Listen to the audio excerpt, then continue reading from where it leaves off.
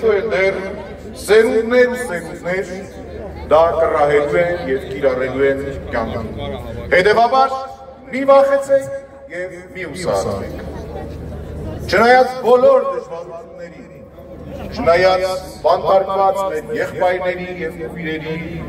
դժվար կեցությանը, չնայած մեր կյանքում օրեցօր հետ գնացող բարոյական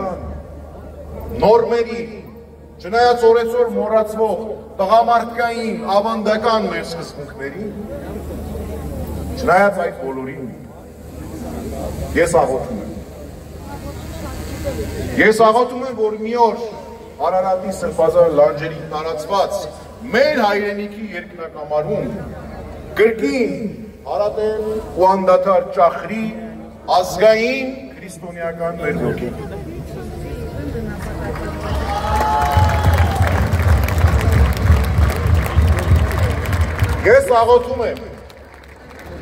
Ես աղոթում եմ, որ մի օր մեր ազգային կյանքում դադարեն բաժանումները, նշանավոր սևերն ու սպիտակները դառնան եռագույն, և մենք մեր լեռների նման, բարձր, ցածր, ձեր ձեռքի տված ապրենք, Աստծուց մեզ տրված տեսլականին ընդառաջ։